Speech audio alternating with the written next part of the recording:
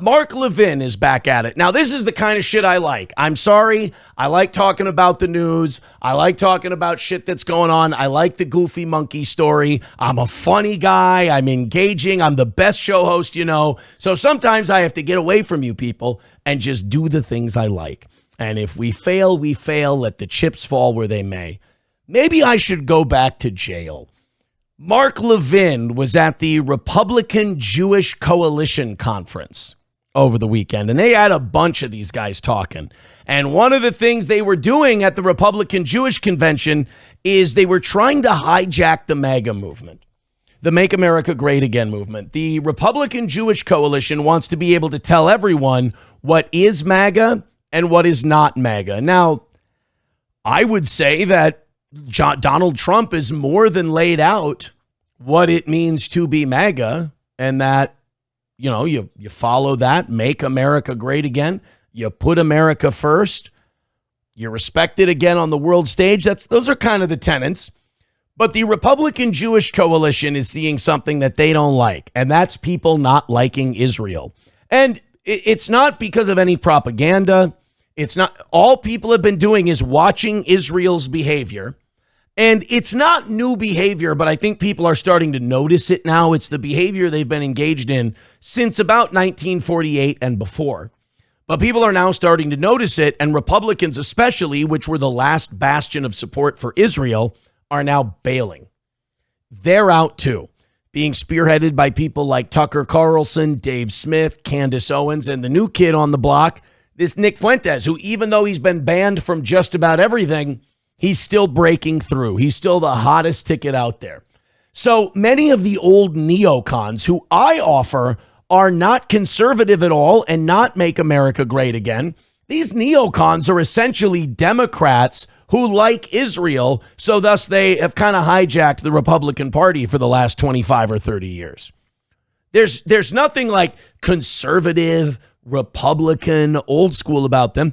If it means give money to Israel, they're for it. If it means spend trillions of dollars on foreign adventures, they're for it. So, these guys held George W. Bush's hand all through his deficit spending, and they were totally cool with it. So I don't really know what's conservative about these guys. I don't really know what's Republican about these guys. And I don't know what's Make America Great Again about these guys, other than they want to be able to hijack that movement so they can tell you what it is, so they can steer you away from popular voices that are critical of them. Mark Levin is one of the biggest offenders of this. There was Representative Randy Fine. There was this guy, Mark Levin, and there were a couple other people at this conference, and they had signs made that said, Tucker Carlson is not MAGA. Tucker's not MAGA. They get to decide. And why isn't Tucker MAGA? Well, not because he said something that upsets the apple cart of Make America Great Again or America First, but because he spoke to Nick Fuentes, and Nick Fuentes doesn't like Jews and he doesn't like Israel. So apparently, not liking Jews and not liking Israel, that somehow, if you have that guy on your show, you don't get to be MAGA anymore. I mean, it's so transparent that I hope nobody's actually falling for this shit. See, I worry about this. Are people listening to Mark Levin and the Republican Jewish Coalition and buying this? Because Tucker has gained a lot of ground. Candace and Nick and Dave Smith, they've all gained a lot of ground. They've all influenced a lot of people just by talking. But I wonder if guys like Mark Levin and mainstream old Republicans keep saying, Tucker's not MAGA, Tucker's not MAGA, Tucker's not MAGA. And then you got Ben Shapiro out there. You got Steven Crowder, who's now starting to line up, not like totally against Tucker Carlson. I was watching a Crowder clip on this just before the show. And Crowder, you can tell, is being critical of Tucker, but he's trying to keep one foot in the good because Crowder wants to stay relevant. Ben Shapiro is totally on Mark Levin's side. And it seems like Tucker has sparked off this underlying conflict between people who actually believe in conservatism, people who actually believe in Make America Great Again, actually believe in America First, and the people who see America as almost a client state of Israel and don't want to lose that level of support. Here's what I think. If you pledge allegiance to any nation other than America, you are not America first. You're not Make America Great Again. So the ball's on you to tell somebody else that they're not Make America Great Again. I mean, that takes some real, if I may, chutzpah.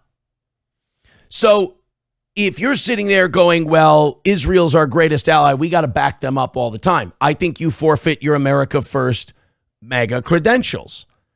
So how dare you say that other people are not MAGA simply because all they're saying is we don't want to support a country that's fucking bombing a section of the world into a genocide. This is Mark Levin on Tucker Carlson at the Republican Jewish Convention over the weekend. The anti-American, anti-Israel, anti-West crowd to understand something.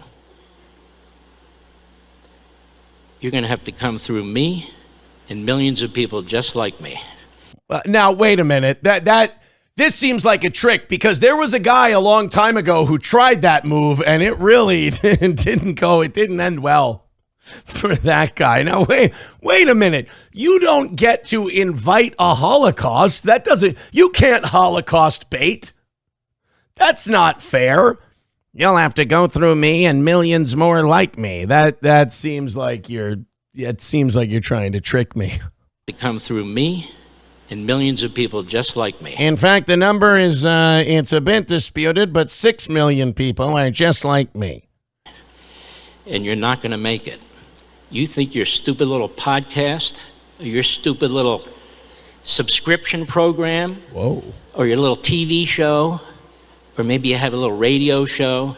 He literally just named every form of media. He's like, you think your little podcast, or your little radio show, or your little TV show, or your little subscriptions? Oh, fuck, that is going to make a difference, isn't it? That's going to really cut into our messaging. You think that your form of media that basically reaches everyone in the world unfettered by gatekeepers is going to cut down on our influence? People aren't. Why aren't you people listening? You don't get popcorn while I'm talking. Mark Levin's like, do you think that the show you do to millions of people is going to... Oh, it says here, according to the polling, that yes, indeed, it is going to cut into our messaging. Son of a bitch. Or your little TV show, or maybe you have a little radio show, is going to change the world like hell it is. Not if I and everybody else have something to say about it. Yeah, but you don't have as much to say about it as those people do.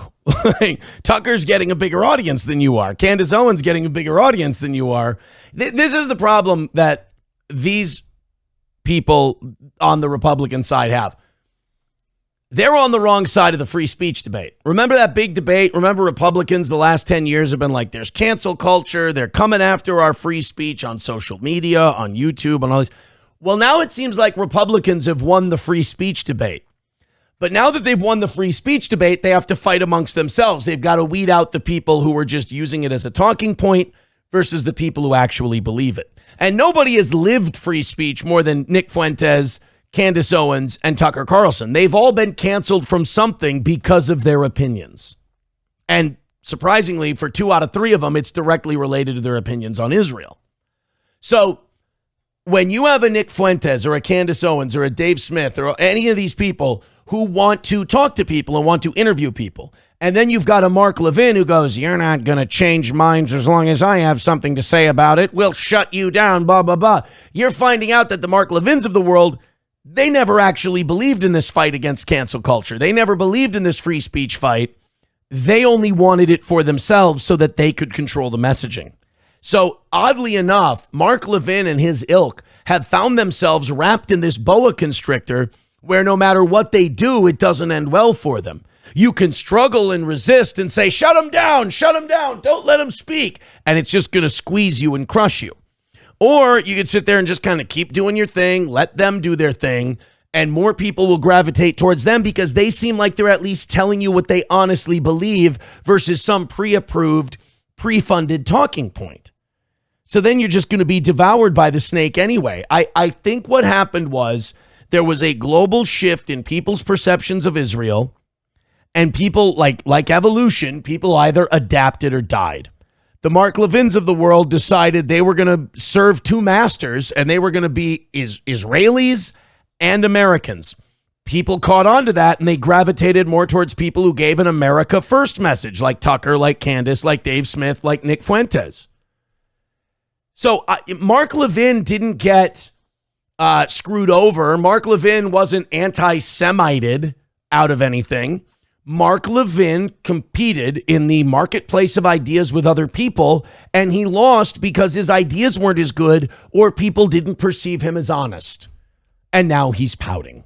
That's what Mark Levin's doing now. He's pouting. That's why he named every single form of media and then said, you're not going to win.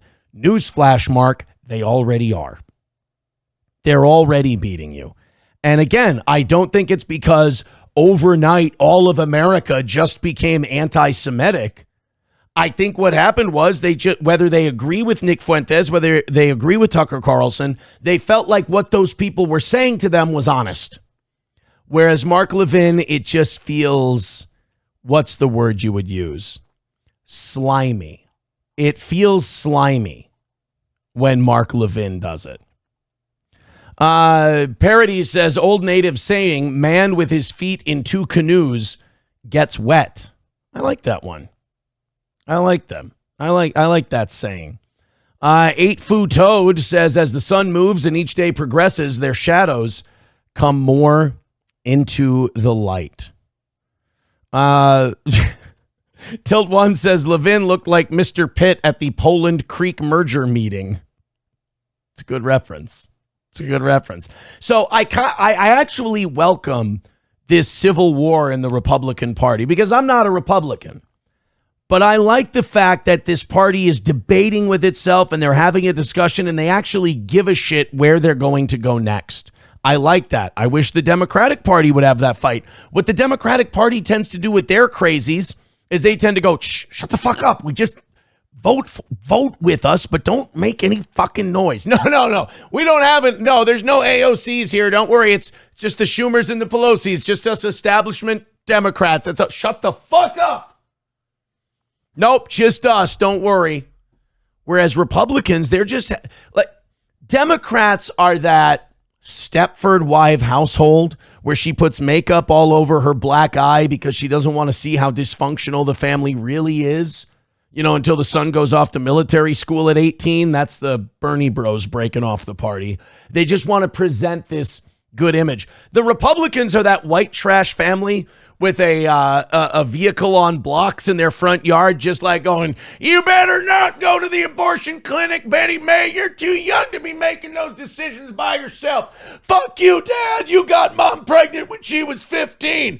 Why you need to air our dirty laundry out in public, girl? And don't you be taking my car keys. I'm going to the market later to pick up some scratch-offs. You're drunk, Dad. You're always drunk. I drive better when I'm drunk. They don't realize the entire neighborhood is out on the lawn watching these people. They don't give a shit. We're enjoying the show. So to Tucker and Fuentes and Candace and all, keep talking crazy shit. To Mark Levin, keep getting pissed off at all the crazy shit they're talking because, at least to me, it's wildly entertaining. It was the same thing when the Tea Party people came about. Remember, the Tea Party people came about. They're like, we want to balance the budget. No more spending. No more bailouts. This is horseshit. And the Republican Party went, oh, my God, what are we going to do? We love wars and we love bailouts. Can we shut those guys up? And they had this big public fight for a long time. And then eventually they just kind of slowly got those Tea Party people back in line. And now between Epstein and Israel, the Republicans are fighting each other again for the party's soul. And again, I think this stuff is really good for the country in general. The Gun Show says, bro, most of us in the GOP have been broken away from the party since we became the Tea Party. Yes, I agree. Gun Show says, Mark Levin and Ben Shapiro know that they are becoming irrelevant. Tucker and Nick are simply more relevant. The Jewish coalition are now anti-free speech. And that's becoming the gross thing that I've been noticing is that All of these guys who fought side by side with these guys, they were indistinguishable in 2016 up through COVID. Now, all of a sudden, when the tide's not turning their way, now we find out what they're really about, and they've really always just been about themselves. You know, one thing that I really appreciate about Tucker Carlson is that he has no problem when people confront him, and I think this makes you untouchable. When people confront him on shit like the Iraq War and stuff like that, Tucker just goes, yeah, I was wrong. I think that is one of the most disarming things you can do to people is when they try to do that ex-girlfriend shit and they try to bring up stuff from years and years ago and you just go, yeah, I was wrong. It totally cuts them off. It totally stops them at the pass, and I love that. And Tucker does such a good job of that. Whereas Mark Levin and these other assholes, they can never be wrong. And they will defend a dying point until it's all the way 6 feet in the ground because, God forbid, they look fallible.